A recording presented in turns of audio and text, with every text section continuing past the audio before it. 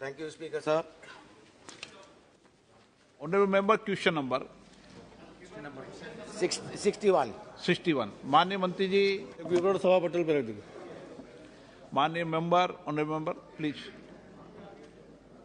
Speaker sir, आपकी अनुमति हो तो मेरा प्रश्न थोड़ा लंबा है, 4 बिंदु हैं, मैं एक साथ पढ़ सकता हूं? नहीं, आप प्रश्न पूछ लें, सप्लीमेंट्री भी मिलेगी आपको एक, उसके बाद। स्पीकर सर, आपके माध्यम से will the Minister of Finance be pleased to state the collection of GST from the state of Madhya Pradesh during each of the last 4 years, the amount of GST compensation released by the government to the state of Madhya Pradesh during the same period.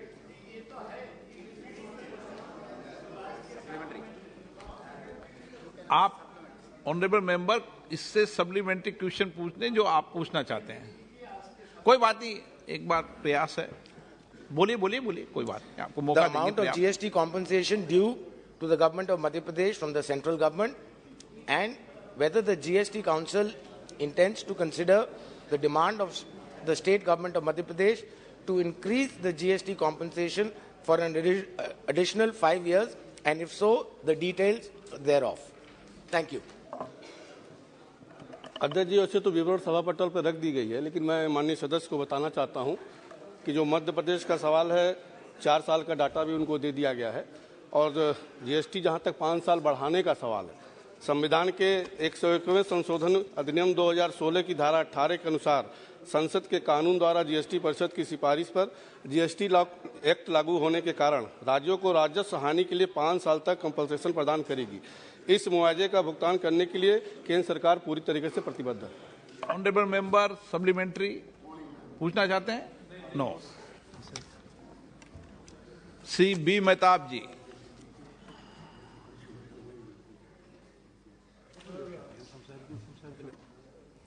The last question of the question number 61 has not been answered or has been deliberately, it has been done. My question is in 2 parts, sir.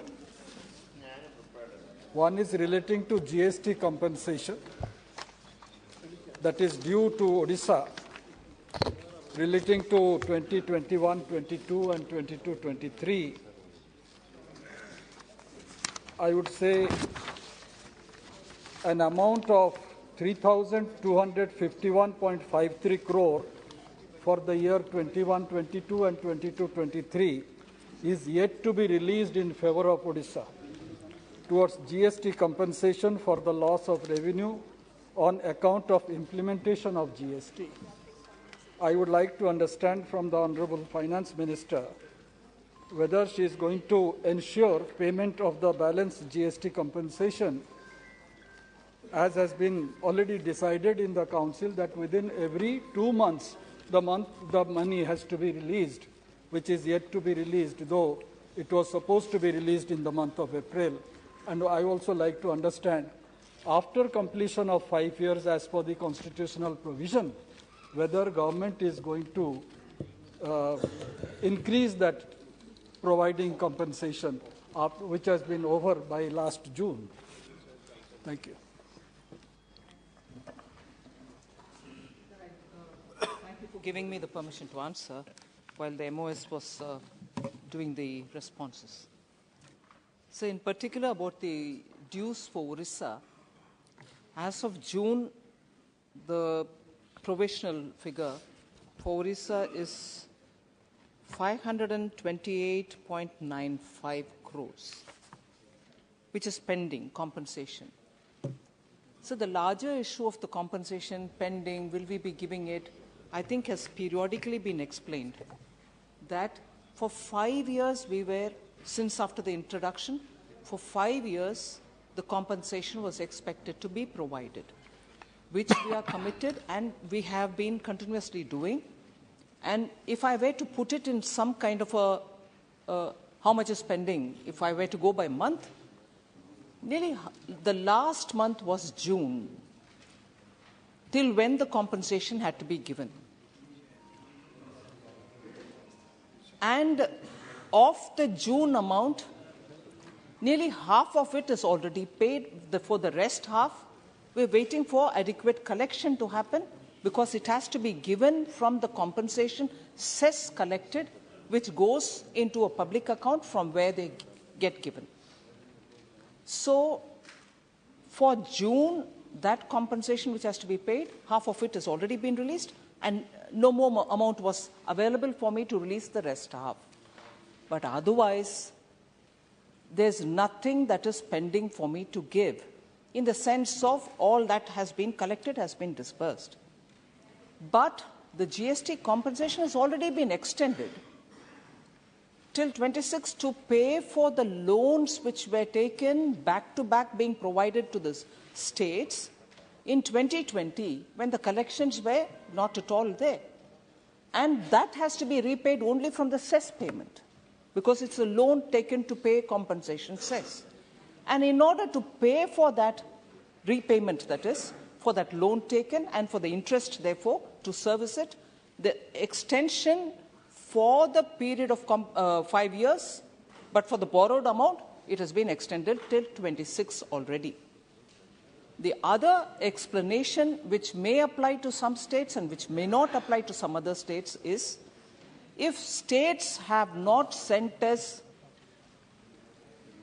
the Accountant General approved statements of this is it, the state has to get this much of compensation, has to be authorized by the respective state's Accountant General, AGs. If there is a delay in the AG certified claims from the state, obviously that will be still pending. So if the AG certificate comes along with a claim from the state, that moment that money will also get released. So I want to say from our side, we are up to date. As regards as much money that is there for me to distribute, we've distributed. And we are up to date again for all the claims which have come from states approved by their respective AGs, we've paid. And if AGs have not cleared or it's pending, I would request state governments to kindly expedite that. I'm willing to clear it the moment I get it.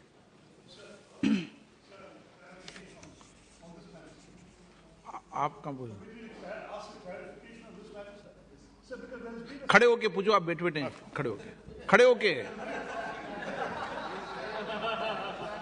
Thank you very much, Mr. Speaker. That's gracious of you. The Finance Minister has made an interesting statement because we heard last week from Kerala Finance Minister that Kerala is yet to receive 4,466.89 crores as goods and services tax compensation since the 2017-18 fiscal year.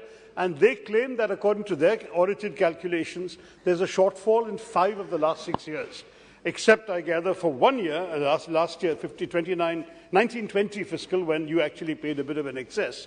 The rest, according to their calculations, has fallen short. I gather the Finance Minister came to see you. Would you clarify for us and for the House what the exact position is with regard to the GST compensation for Kerala?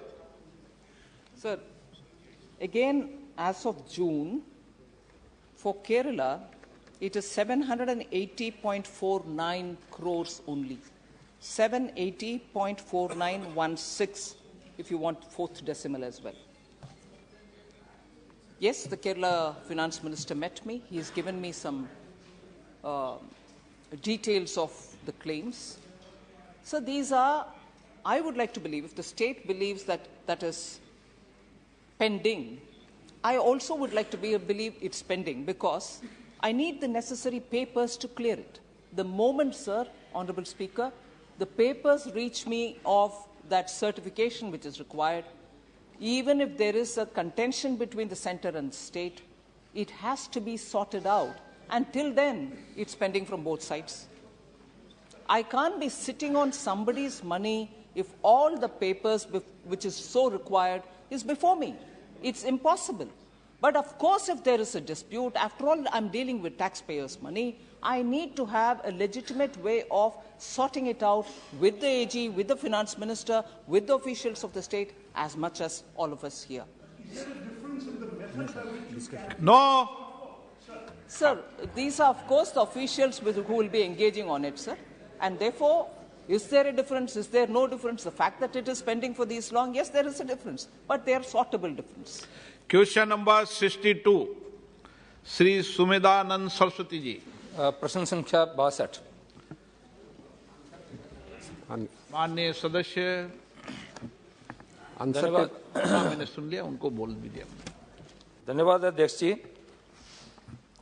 मैंने CSR से संबंधित एक प्रश्न माननीय मंत्री जी से पूछा था, काफी विस्तार से उत्तर दिया है। मैं मंत्री जी से एक बात जानना चाह रहा हूं कि क्या सरकारी बैंक पर कंपनी अधिनियम 213 लागू नहीं होता है, इसलिए इन पर सामान्य CSR लागू नहीं होता। मैं अब यह जानना चाहता हूं, क्या CSR निजी बैंकों के लिए लागू है? यदि हाँ, तो कितनी धनराशि पिछले 3 वर्षों में इनके द्वारा राजस्थान में खर्च की गई है? यदि नहीं, तो सरकार इस बारे में क्या विचार कर रही है?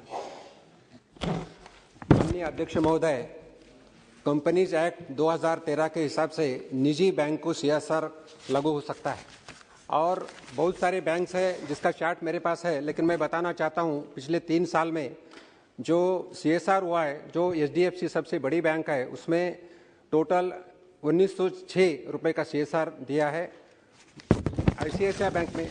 ICICI बैंक में 602 तो और में दे दिया। आप तो बताओ राजस्थान में जो खर्च हुआ है सर, जो CSR जो एक्सपेंस होता है वो नेशनल पॉलिसी पे होता है। कुछ ऐसी चीज है जिसमें स्वच्छ भारत कोष है, नेशनल स्पोर्ट डेवलपमेंट फंड है, PM नेशनल रिलीफ फंड है। So all over banks are in the nation, और जो कुछ प्रॉफिट या CSR होता है तो पूरे देश में खर्चा होता है, तो राजस्थान या कोई स्टेट के लिए अलग ऐसा कुछ नहीं।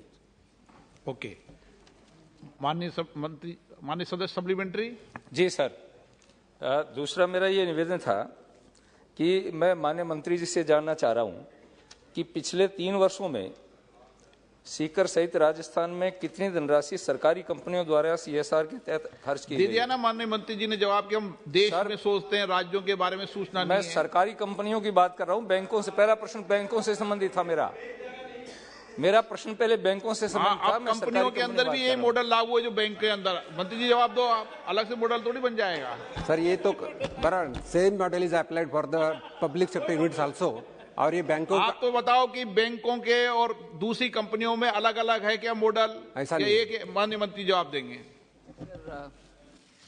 Just for the sake of clarity, sir, corporate social responsibility is a part of the Companies Act, and every institution which is registered as a company will come under corporate social responsibility.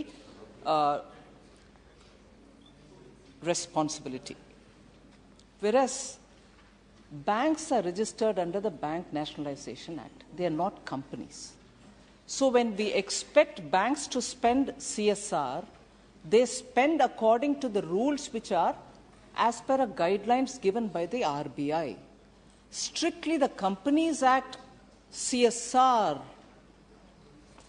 the RBI guidelines and the CSR guidelines under the Companies Act largely align with one another, but they are different because banks are under the Banking Nationalization Act and the companies otherwise are under the Companies Act. So if you go detail by detail per the CSR under the Companies Act may not exactly fit into this, but banks, particularly the public sector banks, because they are under the Banking Nationalization Act, follow the RBI guideline as regards corporate social responsibility. So in principle, I just want to make this laid in front of the honourable members so that we know the difference between it. Balaknath ji. धन्यवाद अध्यक्ष जी।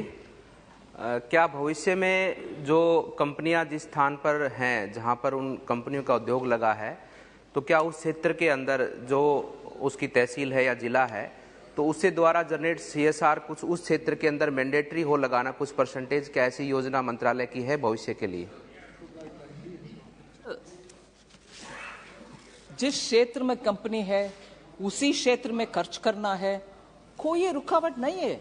अभी भी company उनके अपने जहां presence है वहां नहीं, एक मिनट, मैंडेटरी नहीं है मगर बोर्ड का निर्णय, sir, it's a process which is largely driven by the companies board.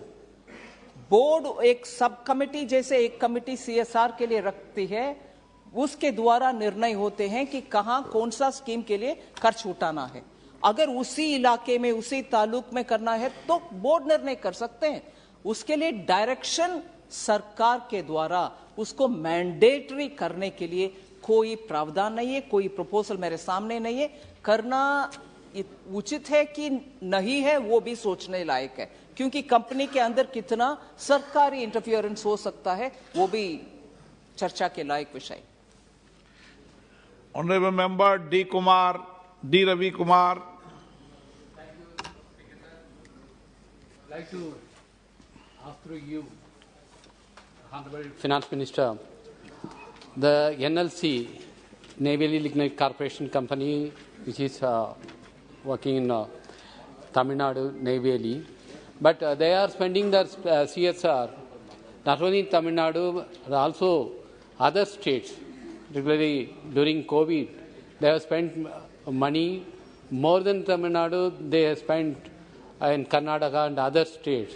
Is there any specific guideline to restrict the spending of CSR in a particular state where the company is working, where the industry is working? Sir, the answer given to the earlier question will be applicable. There is nothing which restricts anybody. At the same time, nothing which tells them you have to do it this way or that way, because the company's board takes the call. Gopal Shetty ji. महोदय जी, मंत्री महोदय ने जो उत्तर दिया है वो जो नियम बने हैं उसके मुताबिक दिया है, मैं उनका स्वागत करता हूं, लेकिन इस सभागृह नियम में बदलाव करने के लिए है, ऐसा मुझे लगता है। इसलिए मैं चाहूंगा कि जो CSR फंड का जो अमाउंट है उसमें से 1% गवर्नमेंट के जो स्कीम है उसमें जाए, बाकी के 1% उस राज्य में खर्चा किया जिस प्रकार की एक मांग है। और अध्यक्ष महोदय जी, आपको भी पता होगा कि शुरुआत में जब प्रधानमंत्री ने योजना लागू की तो वो भाग के MPs को बुलाकर जहां CSR फंड का काम होता है वहां पर बुलाया जाता था और फोटो निकाला जाता था। मैंने पूछा कि भाई छोटे काम में हमको क्यों बुलाते हैं, तो बोले हमको फोटो भेजना पड़ता है। लेकिन इन दिनों में वो सारा बंद हुआ है। तो मैं मंत्री महोदय से निवेदन करूंगा कि मेंबर ऑफ पार्लियामेंट के सम्मान जो गरिमा है उसको बरकरार रखने के लिए कोई नियम में आने वाले दिनों में बदलाव करेंगे क्या? सुझाव है सर। क्वेश्चन नंबर 63, श्रीमती समिष्टा सेठी। Question number 63. माननीय मंत्री जी। Answer of this statement is laid on the table of the House. Honorable member. Sir, during the COVID and post-COVID, many children, including a lot of tribal children who were pursuing highest education, dropped out. We all know the reasons: family loss, financial loss, etc. My question is whether the ministry has taken any step to bring back those children to the universities, any financial assistance or any other kind of support provided to them, any data regarding how many dropped out children returned to the universities. Honorable Speaker, sir, our member has raised a good question, but I am giving the answer that according to the data in the ministry, in higher education, gradually GER is increasing day by day. Starting from 2012-13, it was 11.1 and now it is 18. So naturally, it is a continuous process always to take the dropout children to the higher education, and that's why we have also built in the 2019 another tribal university in Andhra Pradesh. Order supplementary.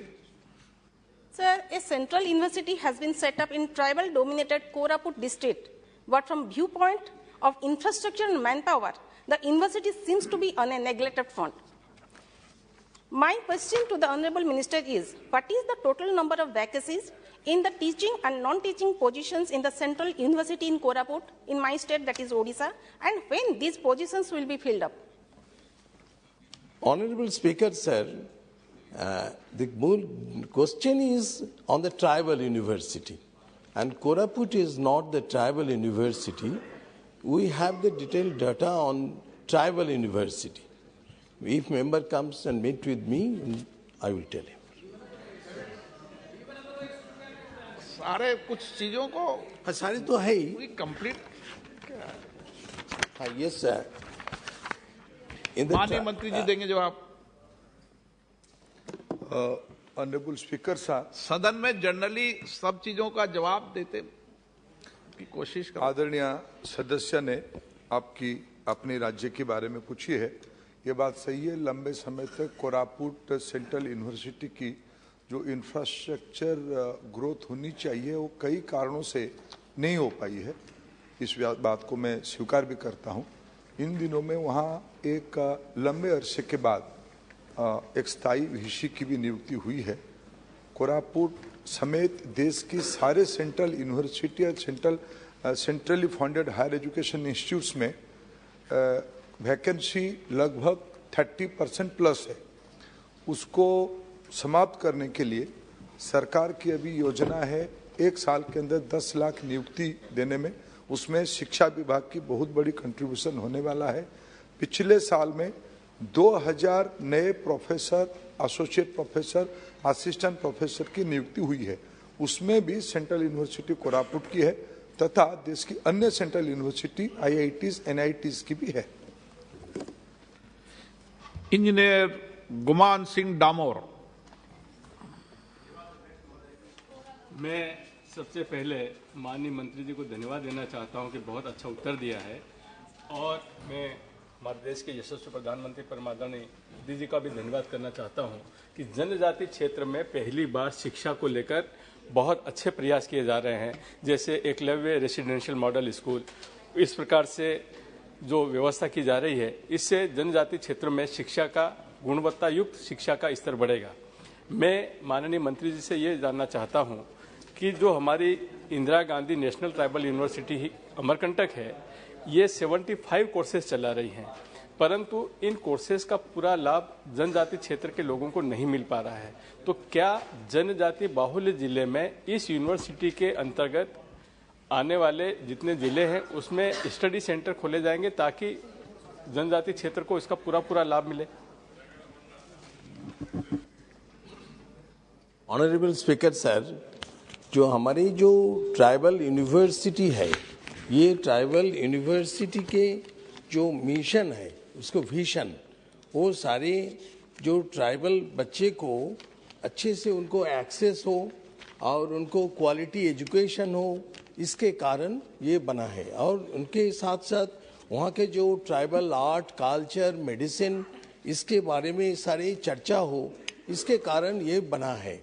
और इसमें tribal students भी पढ़ते हैं और गांव के बच्चे भी वो ट्राइबल यूनिवर्सिटी में आते हैं, ये सारे पढ़ाई होता है। और इसके साथ साथ जब जब जरूरत हो तो उसी समय ट्राइबल यूनिवर्सिटी को, जो मध्य प्रदेश को जो ट्राइबल यूनिवर्सिटी है, उसका कैंपस भी खुला जाता है। Thank you. Honourable member TR पारीवंतर। Honorable Speaker, sir, Tamil Nadu has 7.21 lakh tribal population as per 2011 census. To promote higher education and to preserve the culture and tradition of the tribal communities, whether the Ministry of Education has any plan to start Central Tribal University in the state of Tamil Nadu, particularly in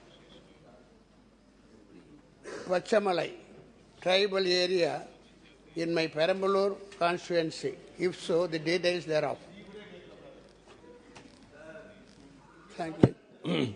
Honorable Speaker, sir, I would like to inform Honorable Member through you that our government is very much dedicated to the development of tribal populations in all round, even in the education also.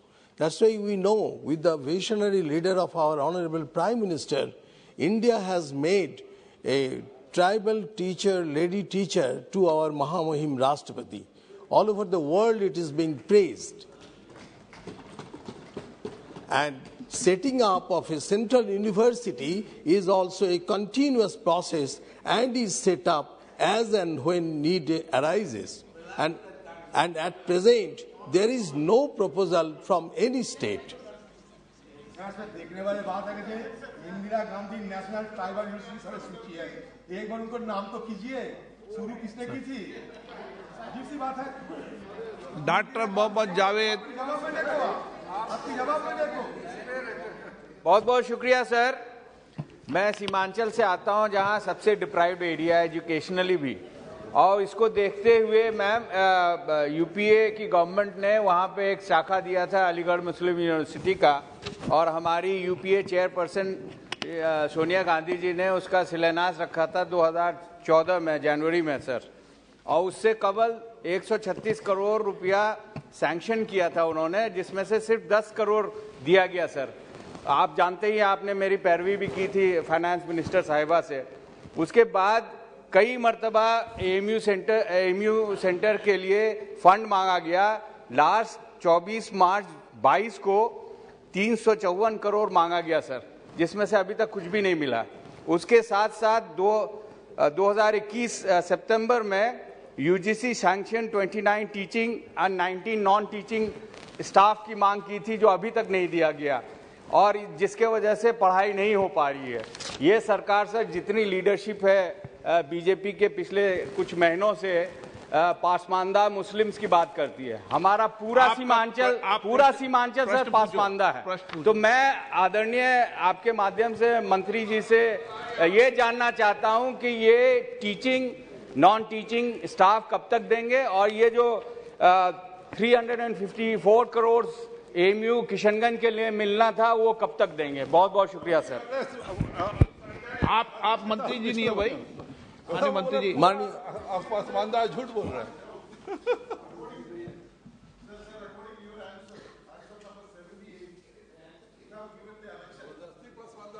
I know, I can clap. आदरणीय speaker महोदय, आपने भी कई बार कहा है, और जावेद जी हमारे मित्र हैं, कई बार मिले हैं। एएमयू एक ऑटोनोमस इंस्टीट्यूट है। एएमयू की 2 शाखा, जिसके बारे में हमारी केरल की आदरणीय सदस्य भी कई बार उठाते हैं। आप एलओपी हो, प्लीज। इन दिनों में थोड़ा दादा कुछ अनबन हुई है क्या मैडम से? हुई है। मैं आपको जावेद भाई और मेरा जो प्लीज मैडम देख लिया, बैठो। आपको दिखाना चाहते हैं, आप बड़े आदमी हो, आप ऑनरेबल मेंबर प्लीज, मंत्री जी, माननीय मंत्री जी, सदन की वरिष्ठ सदस्य हो।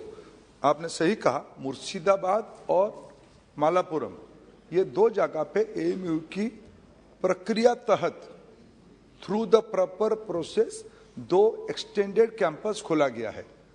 जब जावेद भाई बार बार हमको मिलते हैं, मैं एक बार उस सारे फाइल को पढ़ा कि भाई जावेद जी सीमांचल से आते हैं, उनकी आग्रह वाजिब है, थोड़ा उसको समझा जाए। सर, मैं जिम्मेवारी के साथ इस सदन को आपके माध्यम से अवगत करना चाहता हूं, जिन्होंने भी 2010 में एएमयू के बारे में सपना दिखाया, अधूरा सपना दिखाया, कोई प्रोसेस्ड प्रक्रिया एएमयू की सीमांचल की कैंपस के बारे में, किशनगंज के कैंपस के बारे में नहीं मिल रहा है।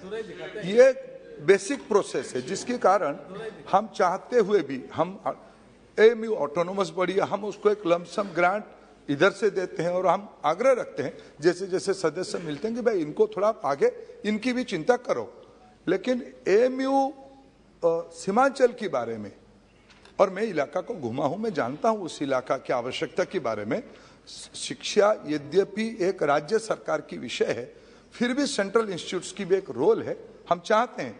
लेकिन 2010 में सीमांचल में असत्य बात कही गई, बातों को अधूरी रखी गई, आधे मन से करने के कारण उसको आज हम मदद एएमयू जो एक ऑटोनोमस बॉडी है उसको करने में दिक्कत हो रही है। असत्यवाद की बात आप करते हैं, असत्यवाद क्या होता है सर? 2010 यूपीए सरकार, ऑनरेबल मेंबर प्लीज, आप साचार कमेटी रिपोर्ट, इनका रिकॉर्ड में नहीं हो रहा, आप जवाब दो। साचार कमेटी रिपोर्ट, आपको चेयर ने परमिशन नहीं दिया। अधूरा सपना का है, सत्य नहीं का। बात करते हैं अधूरा सपना, अधूरा सपना, सत्य नहीं बोले, नहीं, मैं असत्य बोला।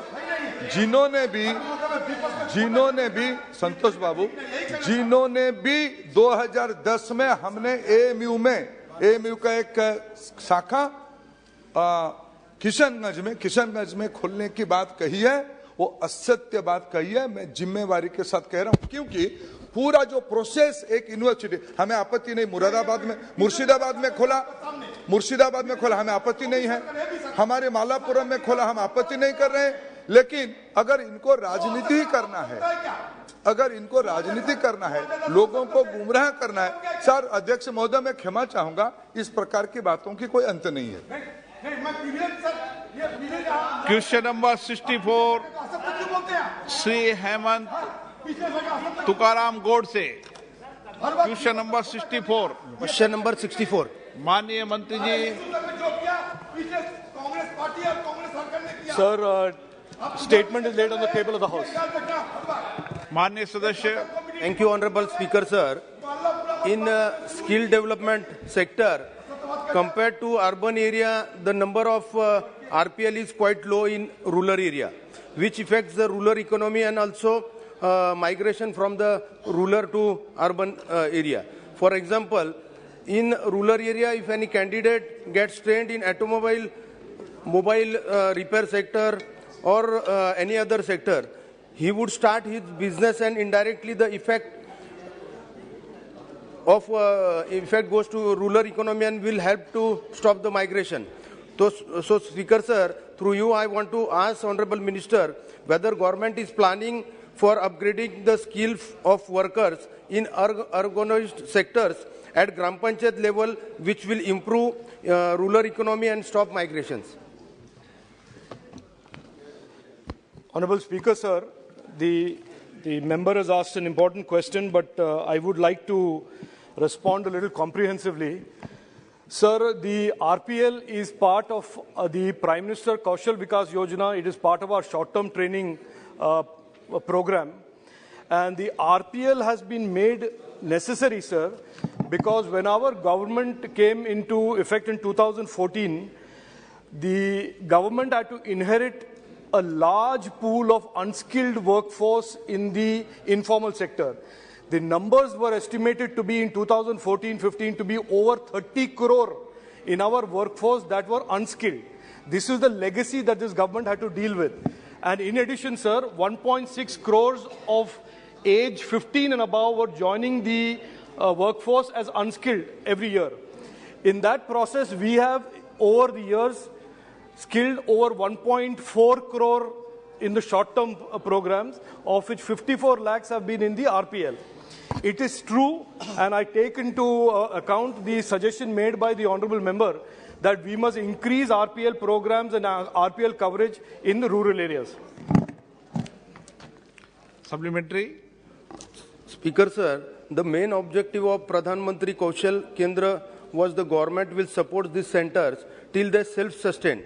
And after that, they will develop this sector, the skill development sector. But after long time, it has been seen that whether they had achieved the target, because there are near about 700 PMKK centers. So through you, I want to ask Honorable Minister, after long time support of the government to this PMKK centers, achieving their goal compared to other training providers, or government is planning to give direct support to the private local training providers so that the skill development sector will grow fast. Sir, ये बात सही है कि हमारे 700 PMKKs हैं और उन्होंने काफ़ी अच्छा काम भी किया है पिछले सालों में, लेकिन सर कोविड के दौरान एक बहुत बड़ा डिसरप्शन हुआ था हमारे स्किलिंग एक्टिविटीज़ में, और PMKKs के जो एक्टिविटीज़ है उनके काफ़ी डिसरप्शन हुए हैं। हम आगे इनका एक तरह से एक रिवाइव करने की कोशिश में हैं और एक नया प्रोग्राम, मैं एश्योरेंस नहीं दे रहा हूं, लेकिन उसके आपके सुझाव को जरूर हम मन में रखेंगे सर। सुनील बाबूराव मेढे। धन्यवाद अध्यक्ष महोदय, बहुत बहुत धन्यवाद मंत्री महोदय आपके जवाब के लिए। सर, मेरा एक पहला पूरा क्वेश्चन ऐसा है कि हम लोगों ने 2014-15 से राष्ट्रीय विकास निगम के माध्यम से अभी तक के 1.46 करोड़ लोगों को हमने रोजगार देने के लिए काम किया है। सरकार ने कभी ये सोचा है कि ये जिन लोगों को हमने अभी तक के कौशल विकास के माध्यम से जिनको हमने ट्रेनिंग दी है, उनका बाद में अभी के हाल में क्या उनका कुछ अपने सर्वेक्षण करके कुछ अंक प्राप्त किए हैं कि अभी उन लोगों की क्या हाल है और उन्होंने अभी उनके जीवन मान में क्या विशेष सुधारणा हुई है, इसके बारे में कुछ हमने सर्वेक्षण किया है, इसके बारे में मुझे जानकारी दे। और सर दूसरा विषय साथ ही में पूछ लेता हूं कि हम लोग अभी, क्योंकि हमने जो भी एनसीडीसी के माध्यम से काम किया है, पता चलता है कि जो 4-6 महीने वो लोग काम करते हैं और बाद में फिर वापस आ जाते हैं, तो हम लोग कुछ ना माध्यमिक विद्यालय के माध्यम से ही वहाँ से भी कोर्स चालू करके इन लोगों को स्पेशली एनएसडीसी की जरूरत न पड़े, ऐसा कुछ प्रावधान करने का या सिलेबस लाने का कुछ सोच रहे हैं क्या? सर, माननीय सांसद ने सर्वे के बारे में या इम्पैक्ट असेसमेंट के बारे में पूछा है, और कोविड से पहले हम ये हमारा एक रेगुलर प्रक्रिया होता था सर, और कोविड के दौरान जैसे मैंने कहा काफ़ी सारे डिसरप्शन हुए हैं। हम अभी ये वापस शुरू करने की प्रयास में है सर, इम्पैक्ट असेसमेंट। दूसरा जो सुझाव उन्होंने कहा है कि हम प्लेसमेंट और जरा सर्वे करें स्टूडेंट्स के, ये अच्छा सुझाव है, हम इसको ध्यान में रखेंगे sir. Sushri Ramya Haridas. Thank you, sir. Whether the government plan to conduct special job fair or Rozgar Mela this year for the youth in state, especially in Kerala under PM-KVY? If so, details, sir. Thank you. Sir, the basic question pertains to RPL, and this issue is outside the scope of the question. But may I respond that the government is actively conducting Prime Minister Rozgar Melas and Pradhan Mantri Apprentice Melas, and uska information public domain mein hai. Question number 65, Shri A.R. Reddy. Sir, number 65. माननीय मंत्री जी, माननीय सदस्य। Speaker sir, हम सब पता है और finance minister true follower of Narendra Modi ji, क्योंकि वो हमारे प्रदेश की है finance minister. I wanted to remember one statement which is made by Narendra Modi ji जब मुख्यमंत्री था, जब डॉलर वैल्यू रुपए में 66 रुपए था, तब नरेंद्र मोदी जी। प्रश्न पूछिए सर सर सर सर, वो यही प्रश्न है सर। हाँ, वही प्रश्न, मैं और नरेंद्र मोदी जी दोनों एक ही प्रश्न पूछना चाह रहे हैं सर, वही प्रश्न मैं पूछ रहा हूं सर, मुझे मौका दीजिए बस। आप तो आपका प्रश्न पूछिए। सर मैं, हमारा प्राइम मिनिस्टर है sir, I can coat, I can follow his direction for the economy. पूछिए प्रश्न का। प्लीज सर, रुपया आईसीयू में पड़ा है। देश का दुर्भाग्य है कि दिल्ली सरकार ने ना देश को रक्षा की चिंता है। आपका प्रश्न है क्या? सर आप यही प्रश्न है सर, यही प्रश्न है सर। आप किसी प्रश्न, एक मिनट सर, आप इंटरप्शन मत कर सकते सर। बैठिए, आप एक मिनट बैठिए, एक मिनट बैठिए। Please sit down, please sit down, please sit down, please sit down, please. एक तो माननीय सदस्यगण, आप सदन के नेता हैं, सदस्यों को ये समझा दो, कभी स्पीकर पर टिप्पणी करके ये नहीं कहे कि आप इंटरफेरेंस नहीं कीजिए, ये मेरा अधिकार है। समझ गए ना आज की बात? मेरे पास अधिकार है। कभी नहीं होगा ऐसा।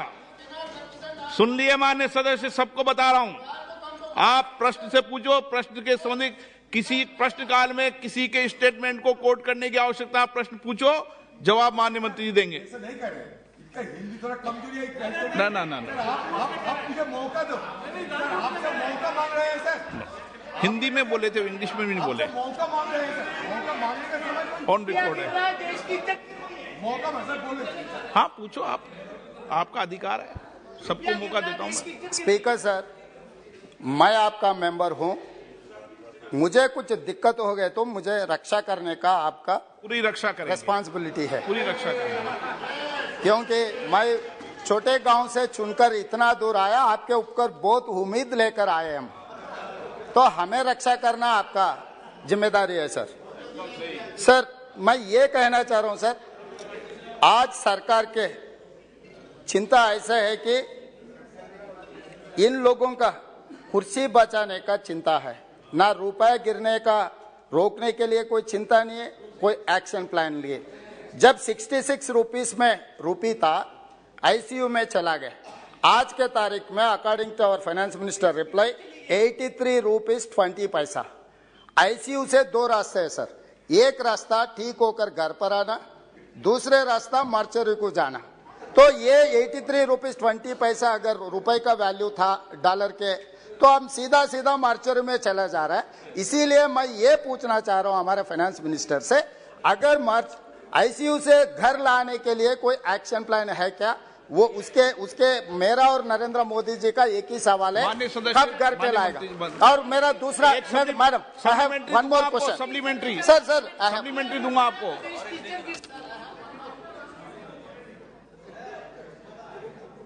माननीय सदस्य जो तेलंगाना से आते हैं उनकी हिंदी कमजोर बोल रहे हैं, मेरा हिंदी भी कमजोर है, फिर भी कमजोर हिंदी को कमजोर हिंदी में जवाब दे रही हूं सर। आईसीयू में, सॉरी, आप बेटे बेटे किसी व्यक्ति का जवाब मत दो। सर, माननीय प्रधानमंत्री जी जब मुख्यमंत्री थे उनका उस बयान को उठा करके अभी पूछ रहे हैं, बहुत सही है सर, पूछना आवश्यक है। नहीं, ये तो मैं तय करूंगा मंत्री जी, आप नहीं तय करोगे क्या पूछना है सर? इस तरीके का पूछने का जवाब उसको पूछना नहीं पूछना है तो मैं तय करूंगा। वो सही बात है सर। हाँ। मगर अगर वो कोटेशन के साथ उस जमाने के इकोनॉमी के बाकी सब इंडिकेटर्स को भी याद दिलाते, आईसीयू इकोनॉमी पूरे आईसीयू में थे, पूरे इकोनॉमी आईसीयू में थे सर। विपक्ष के नेता बैठकर सुनना चाहिए सर। सर, जब तक वो खड़े हैं मैं भी खड़े रहूंगी, मगर जवाब पूरे देने का मौका उनका रिकॉर्ड में नहीं हो रहा, आपका रिकॉर्ड में हो रहा है। पूरे इकोनॉमी, सिर्फ डॉलर, सिर्फ रुपी नहीं, पूरे इकोनॉमी तब आईसीयू में थी। पूरे दुनिया भारत को फ्रेजाइल 5 में रखा गया था और उस समय हमारे फॉरेन एक्सचेंज रिजर्व बिल्कुल नीचे था। बहुत सारे लोगों को इसमें दिक्कत है सर। आज पैंडेमिक हो, उसके बाद भी रशिया यूक्रेन वॉर हो, उसके बाद भी हमारे इकोनॉमी फास्टेस्ट ग्रोइंग इकोनॉमी है। और मैं आज भी कह रही हूं, रुपया के विषय कितने लोग को अंदर से ऐसे जलन हो रही है। प्लीज बैठिए, आप बैठिए। माननीय सदस्य प्लीज, आपके मेंबर का जवाब नहीं सुनना है आपको। अगर आप आपके मेंबर का जवाब नहीं सुनो, मैं आगे क्रॉस बुला दूंगा। प्लीज आप सर, इस सदन में दुख की बात है कि हमारे सदस्यगण भी हमारे विदेश में अगर हमारे दुश्मन कोई है, उन जैसे अगर हमारी इकोनॉमी अच्छा चलता है और अच्छे फास्टेस्ट ग्रोइंग इकोनॉमी है, फिर भी उसके ऊपर जलन से बात करने वाले लोग इधर है, वो दुख की बात है। क्योंकि जब देश अच्छा आगे बढ़ रहा है, सब उसमें गर्व लेना चाहिए, ना कि मजाक उड़ाना। ये मजाक उड़ाने की बात है सर। फास्टेस्ट ग्रोइंग इकोनॉमी और डॉलर, पूरे डॉलर विदेश में स्ट्रांग हो रही है। सिर्फ इकोनॉमी भारत का उसके खिलाफ खड़े हो रहे हैं, उसको आनंद लेना चाहिए, ना कि ऐसे मजाक की बात। शर्म होना चाहिए सर। Please supplementary. माननीय सदस्य, आपको कोई तकलीफ है क्या? आपने प्रश्न पूछा गया? स्पीकर सर, ये प्रश्नकाल है। माननीय सदस्य, मैं आपको लास्ट वार्निंग दे रहा हूं, प्रश्नकाल में बीच में नहीं उठे। स्पीकर सर, माननीय सदस्य का प्रश्न है। फाइनेंस मिनिस्टर जी ने मेरा लैंग्वेज के बारे में कुछ कमेंट किए, ये ठीक नहीं है, क्योंकि मैं शूद्र हूं, मेरे को स्वच्छ हिंदी नहीं आता होगा।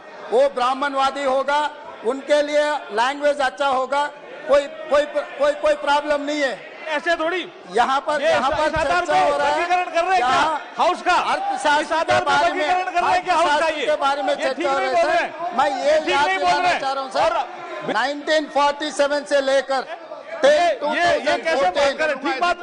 अपना लोन्स का है सर 55,87,149 करोड़ सर। 8 साल में नरेंद्र मोदी जी सरकार ने इतना बारोइंग किए 18,744 करोड़। तो ये सरकार ने 67 इयर्स जितने भी सरकार आए थे सब लोग मिलकर 55 लाख करोड़ बारोइंग किए। तो ये नरेंद्र मोदी जी सरकार ने 80 लाख प्लस करोड़ बारोइंग किए। हर साल 10 लाख करोड़ रुपए आप उधार मांगकर जी रहा है।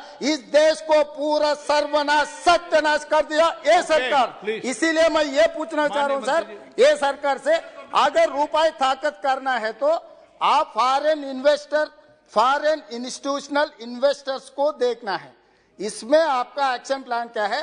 पिछले 12 साल में जितना इन्वेस्टमेंट्स आया था हिंदुस्तान में 2022 5 महीने में उससे ज्यादा लिक्विडेट कर लेके वापस चला गया। ये सरकार के ऊपर फॉरेन इन्वेस्टर्स को भरोसा चले गया, इंडियन इन्वेस्टर्स का भी भरोसा चले गया। इसीलिए मैं ये पूछना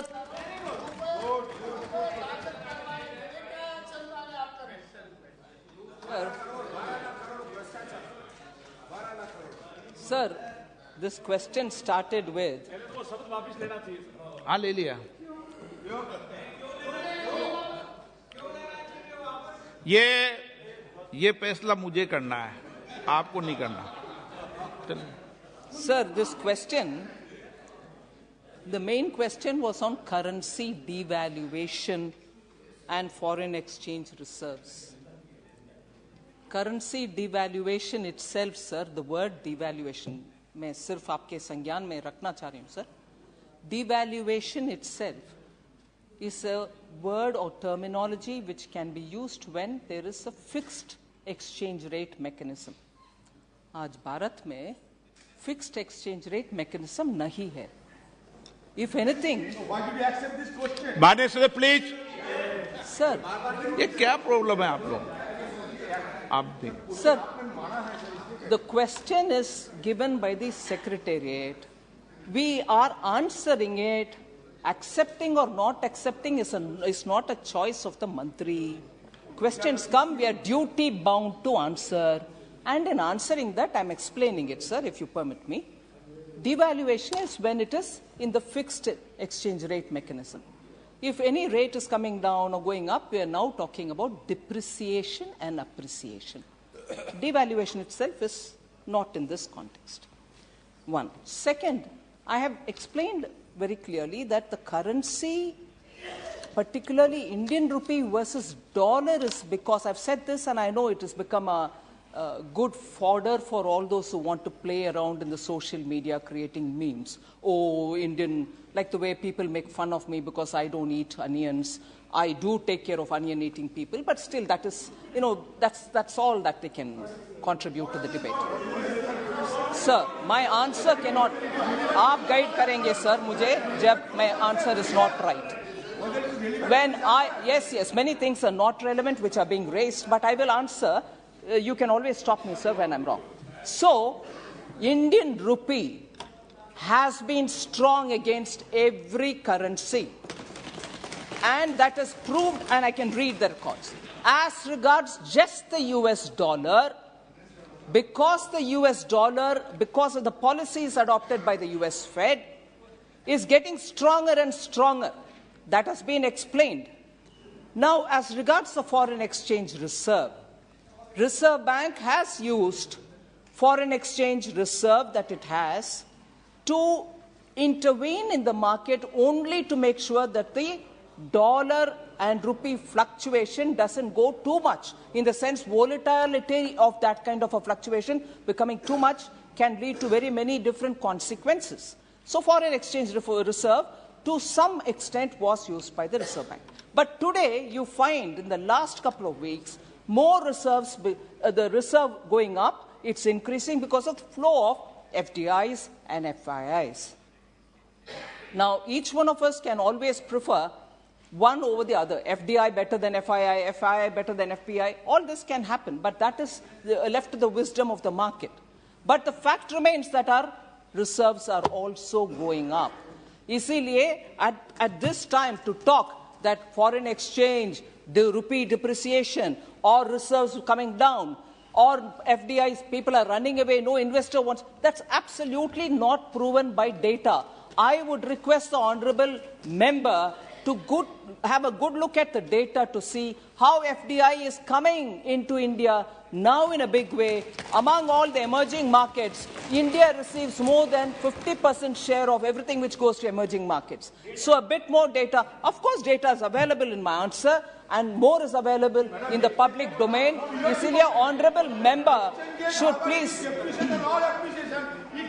Sir, therefore, kind of interference with honorable leader of the opposition, sir, I would appeal to you. आप तो बोलिए आपका जवाब. मेरा गला भी, you know, it's my vocal cords are tearing by the level of his guttural powers, sir. I can't match up the vocal powers of the opposition. आप पूरा जवाब दें. जवाब दे दिया सर. हो गया. एक बात सुनिए, एक मिनट प्लीज बैठिए. एक मिनट बैठिए, मैंने सर प्लीज एक मिनट बैठिए, सब बैठिए. बैठिए, आपको नहीं. माननीय सदस्यगण, मैं पुनः आपसे आग्रह करता हूं, ये प्रश्नकाल है और माननीय सदस्य ने कहा कि मैं इस जाति से आता हूं, इस धर्म से आता हूं. ये सदन के अंदर आप वरिष्ठ सदस्य हैं, न यहाँ जाति के आधार पर न यहाँ धर्म के आधार पर चुनकर आते हैं, देश की जनता चुनकर आती है. कभी भी ऐसे शब्दों का यूज सदन में नहीं ले कोई भी, नहीं तो मुझे ऐसे सदस्य के खिलाफ कार्रवाई भी करनी पड़ेगी. रिकॉर्ड बोल रहा हूं मैं. प्लीज बैठिए. और आप अपनी भाषा पर बोलते समय कम से कम धर्म और जाति के आधार पर सदन में चर्चा कभी नहीं करेंगे. प्लीज बैठिए. माननीय सदस्य, आपको समस्या है क्या?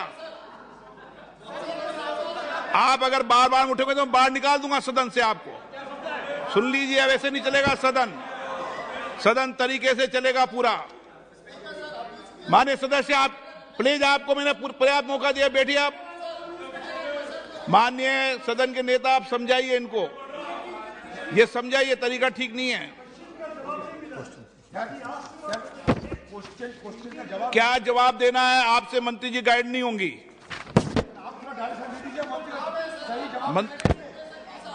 Question number 66.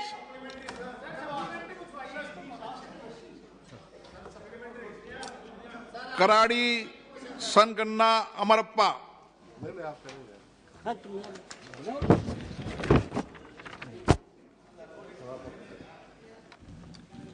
उमेश जी जादव.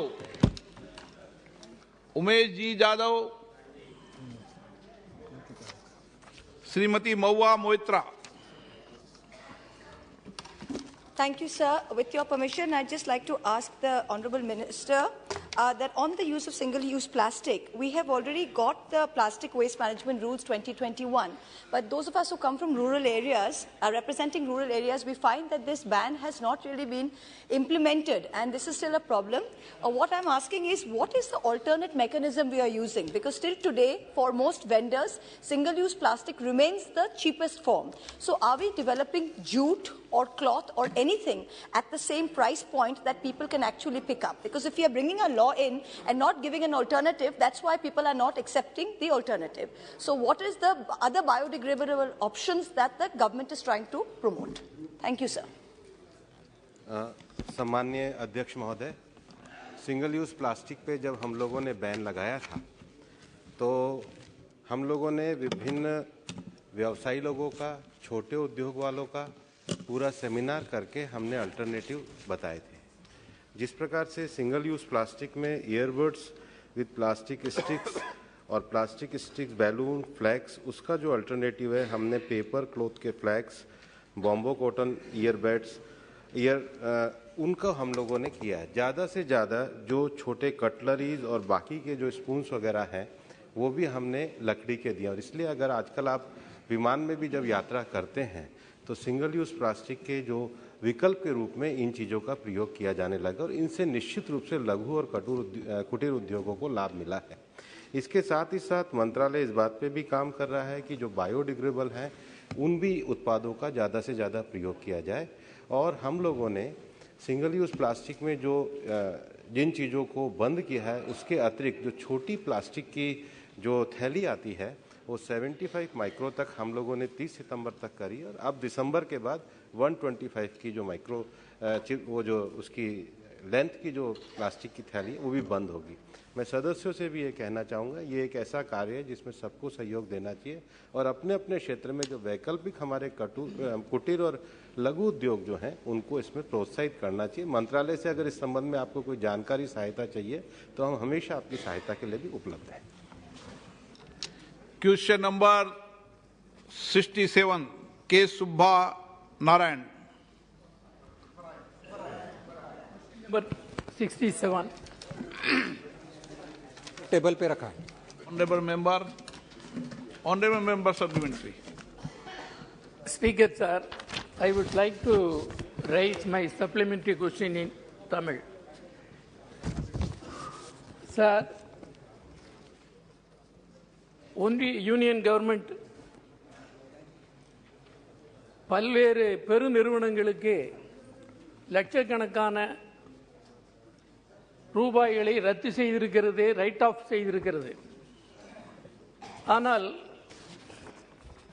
வெறும் 0.82% மட்டும் இருக்கக்கூடிய படிப்பு ஹையர் எஜுகேஷனுக்காக லோன் வாங்கியவர்கள் 0.82% என்று இருக்கிற நிலையில் கார்ப்பரேட் கம்பெனிகளுக்கு சலுகை காட்டுவதில் அக்கறை செலுத்துகிற ஒன்றிய அரசு ஏன் ஏழை எளிய உயர் படிப்பு படிக்க சொந்தத்தில் பண வசதி இல்லாதவர்கள் வங்கியில் கடன் வாங்கிய நிலையில் அதற்கு அவர்கள் ரத்து செய்ய வேண்டும் என்ற கோரிக்கையை மாண்புமிகு நிதியமைச்சர் அவர்கள் நிராகரித்திருக்கிறார்கள். எனவே என்னுடைய ஒரே ஒரு கேள்வி, ஒன்றிய அரசு இந்தியாவில் உயர்கல்விக்காக லோன் வாங்கியுள்ள கடன்களை ரத்து செய்ய முன்வருமா என்று அறிய விரும்புகிறேன். आदरणीय माननीय अध्यक्ष महोदय, एजुकेशन लोन और Tamil sir, if you permit me. பெரிய கம்பெனிகளுக்கு இங்க ரத்து செய்யல, பெரிய கம்பெனிகளுக்கு ரத்து செய்யல. ரைட் ஆஃப் என்பது வேற, ரத்து செய்வது என்பது வேற. அதை புரிஞ்சுக்கணும். நம்ம இங்க யாருக்கும் ரைட் ஆஃப் செய்யலைங்க. ஒன்னு. ரெண்டாவது, ரைட் ஆஃப் என்பிஏ இருந்து ரைட் ஆஃப் பண்ணப்பட்டவங்களுடைய செக்யூரிட்டிஸ், அவங்க பேங்க்ல கொடுத்திருக்கக்கூடிய ஆதார பத்திரங்கள் எல்லாத்தையும் கூட நாங்க பேசிஸா வச்சுட்டு அவங்க கிட்ட இருந்து பணம் வசூல் பண்ணிட்டு இருக்கோம். அதை திரும்பி பேங்க்கு கொடுத்துட்டு தான் இருக்கோம். ஒன்னு. ரெண்டாவது, எஜுகேஷன் லோன் எடுத்திருக்கவங்களுக்கு அந்த மாதிரி பண்ணாதீங்க அப்படின்னு சொல்றது ஒண்ணு. ஆனா இவங்க பணத்தை அவங்க கிட்ட கொடுத்த மாதிரி ஒரு விதமான நோக்கத்துடன், உள்நோக்கத்துடன் பேசுறது சரியானது கிடையாதுன்னு உங்ககிட்ட ரொம்ப தாழ்மையுடன் முன்வைக்க விரும்புறேன். மூணாவது, அவர் எஜுகேஷன் லோனுக்கு இப்படி பண்ணுங்கன்னு சொல்றது ஒரு சஜஷன் அவனை சொல்லாமே தவிர, இன்னைக்கு எஜுகேஷன் லோன்ல கொடுக்க வேண்டிய பணத்தை அவங்க கிட்ட இருந்து புடுங்கிட்டு பெரிய கம்பெனிக்கு நாங்க கொடுக்கறதா சொல்றது ஒரு உள்நோக்கத்துடன் பேசக்கூடிய ஒரு கேள்வி. சார், நான் பதில் சொல்றதுக்கு முன்னாடி ரன்னிங் காமெண்ட்ரி கொடுத்துட்டு இருந்தா நீங்க கொஞ்சம் தயவு பண்ணி அதை நிறுத்தணும். நாங்க அதனால யாருக்கும் ரைட் ஆஃப் பண்ணல. ரைட் ஆஃப் அப்படிங்கிறது அவங்க பணத்தை நாங்க முழுமையா நாங்க எங்க மேல நஷ்டமா எடுத்துட்டு மாதிரி சொல்றது தப்பு. प्रश्नकाल समाप्त।